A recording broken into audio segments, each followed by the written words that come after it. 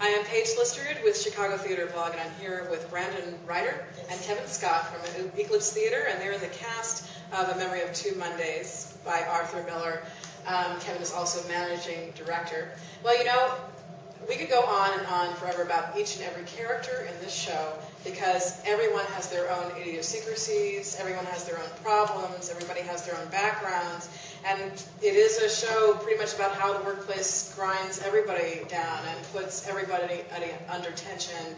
And, you know, I was going to go down that road, but both of you have shared such great stories about your workplace experiences and also experiences you've had, you know, with people responding to this show. I wanted to give you time to talk about those things, so why don't you go ahead, Brandon? Well, yeah, I think it's funny, once it didn't come back to me right away, you know, being cast and then the initial rehearsal process, but I had an experience almost exactly similar to Bert's experience, and likewise Arthur Miller's experience, because it's very autobiographical.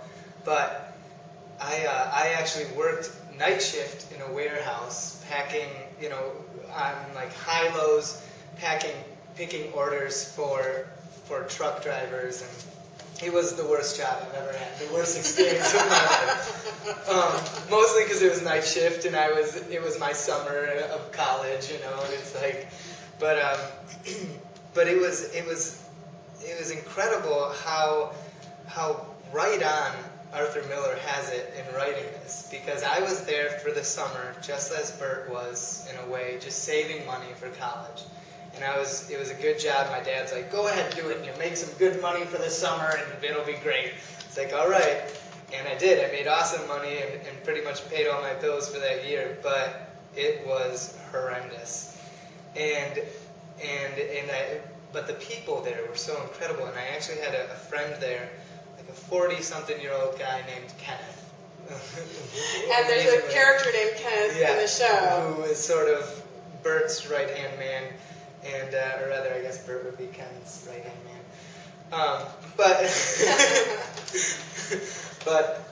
And he just kept saying to me, because he had a family and he had been there for years and years, and he just kept saying, Brandon, you get out of here. You go back to college. Don't get stuck doing this, man. Like, I'm stuck doing this. I have a family. I can't quit now. This is all I have. And it was the most heartbreaking thing. It was a nightly ritual to tell me. And it's like, come on, Ken. Like, lighten up a bit.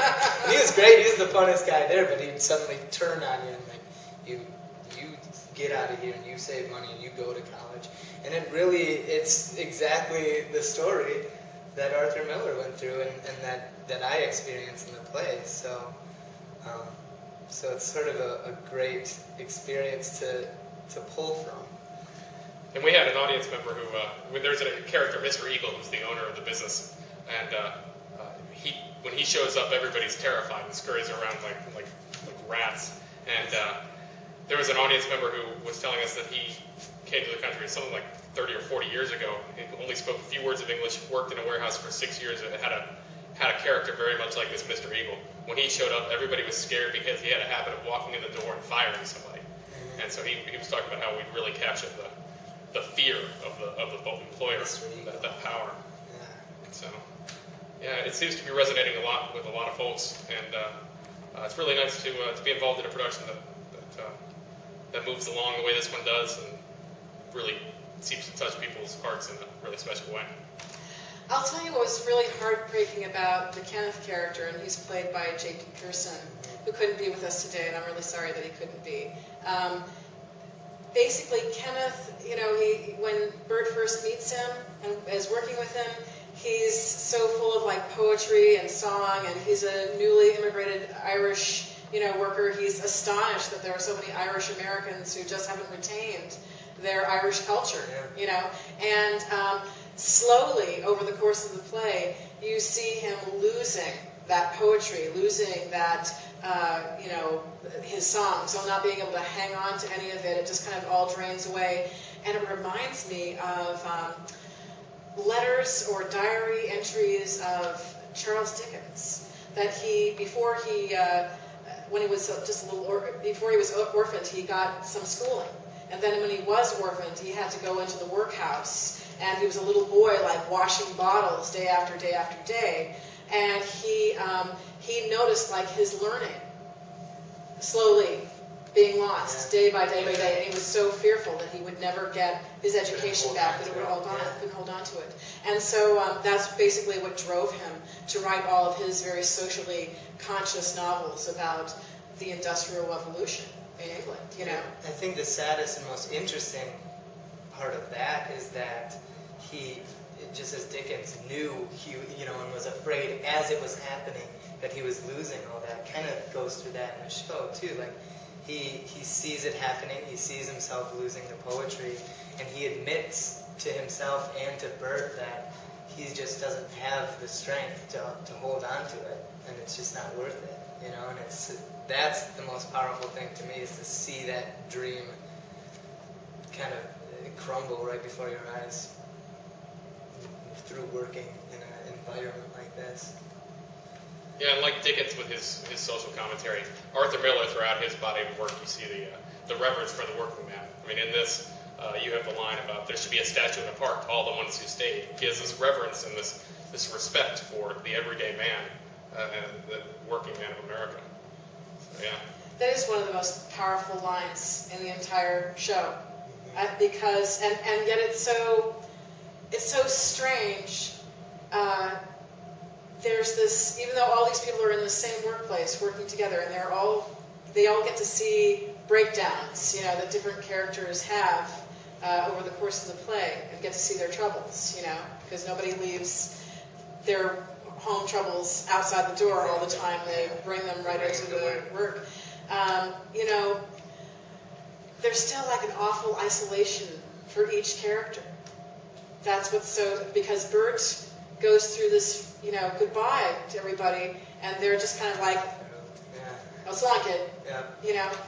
Or that very,